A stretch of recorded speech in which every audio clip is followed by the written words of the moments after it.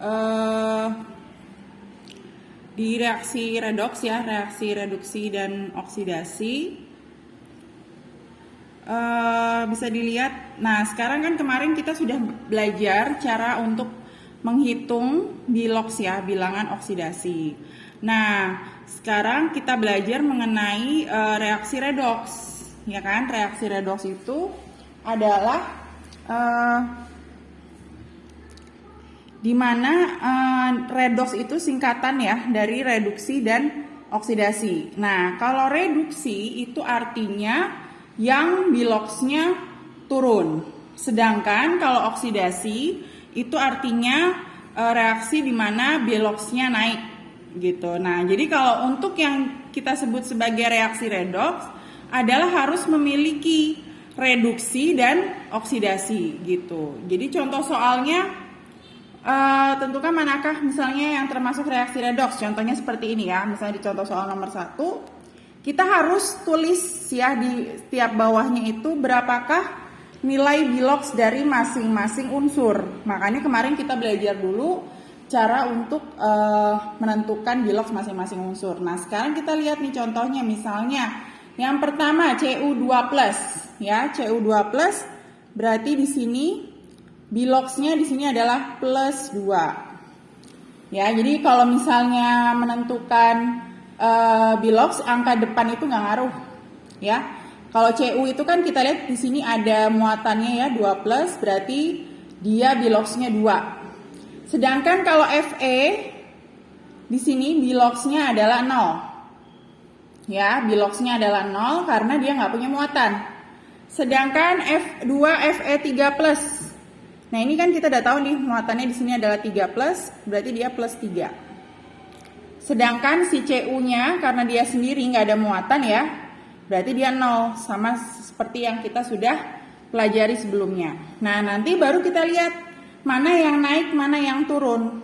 Misalnya kita lihat dari si unsurnya, misalnya unsur Cu awalnya 2 berubah menjadi 0. Naik atau turun?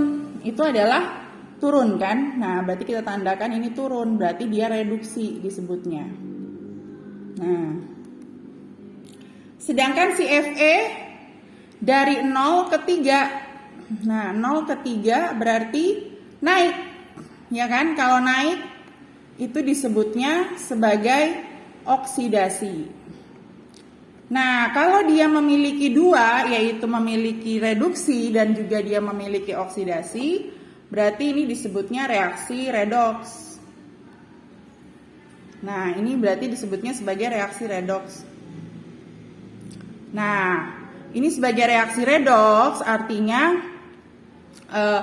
ada reaksi reduksi dan ada reaksi yang oksidasinya. Baru ini disebut sebagai reaksi redoks gitu. Oke, sampai di sini ada yang mau ditanya nggak?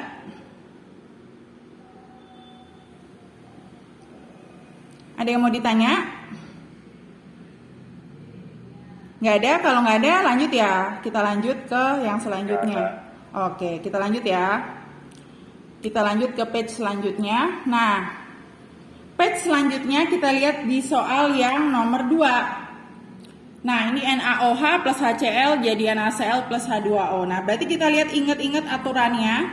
Ya, kalau misalnya nanti nggak ingat, nanti Miss share yang PDF ini ya, PDF yang aturan kemarin. Nanti Miss share di grup. Nah, ini kita hitung nih masing-masing. Contoh misalnya Na nih. Na itu kemarin kan dia golongan 1A. Golongan 1A itu nilainya kalau misalnya ada yang lain selalu plus 1. O itu selalu min 2. H itu selalu plus 1. Kita tulis. HCl berarti H itu selalu plus 1 kan?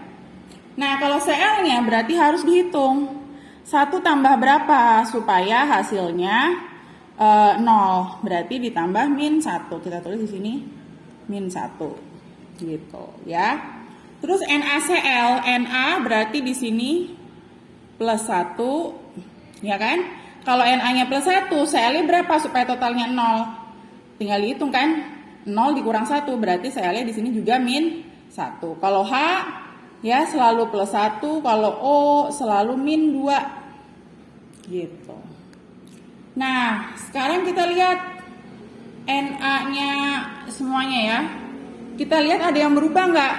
Na dari 1 ke 1 nggak berubah. O-nya juga dari -2 ke -2 nggak berubah. Cl-nya juga nggak berubah, H-nya juga nggak berubah. Berarti nggak ada yang berubah. Berarti kalau nggak ada yang berubah, ini itu disebutnya bukan reaksi redoks. Nah, gitu. Ya. Oke, kita lanjut lagi yang nomor 2. Kita lanjut lagi ya, yang nomor selanjutnya. Nah, kita lihat sekarang kalau ini MnO2 plus 4HCl jadi MnCl2 plus 2H2O plus Cl2. Kita tulis dulu yang udah pasti-pasti ketahuan. Kayak O itu selalu -2 kita tulis. Ya kan? Kalau H selalu +1 kita tulis. Berarti kalau H itu, bentar ya, ini pennya. H itu +1, nah kita tulis. Cl-nya berarti di sini -1.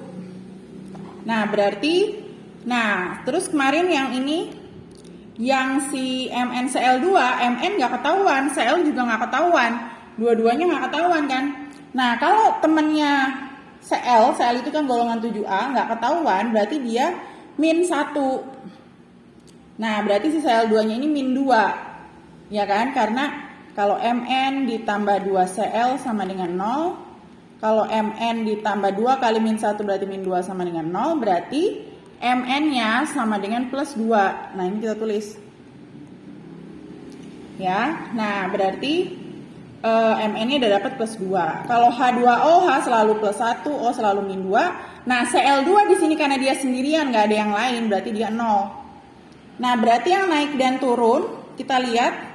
Nah, si Mn ini belum dihitung nih, MnO2. Kalau MnO2 berarti Mn ditambah 2O sama dengan 0. Berarti Mn ditambah 2 kali -2 sama dengan 0. Berarti Mn-nya kurang 4 sama dengan 0. Berarti Mn-nya sama dengan +4. Nah, kita tulis di sini +4. Nah, berarti yang naik yang turun adalah si Mn dari 4 dia ke 2. Nah, ini turun. Berarti ini reduksi disebutnya. Ya. Sedangkan yang naik yang mana? Kalau O-nya -2 ke -2 tetap. Nah, Cl-nya nih dari awalnya -1 ke 0, berarti naik dong. Kalau dari -1 ke 0, berarti dia oksidasi alias naik. Berarti apakah dia termasuk redoks? Termasuk ya, karena dia ada yang naik dan ada yang turun. Oke, sampai di sini apa ada yang mau ditanya? Kalau nggak ada, nanti berarti penjelasannya sampai di sini dulu ya. Nanti bentar lagi ada latihan soalnya, Miss infokan di grup plus penjelasan dari YouTube-nya. Oke, sampai di sini dulu. Selamat siang semua.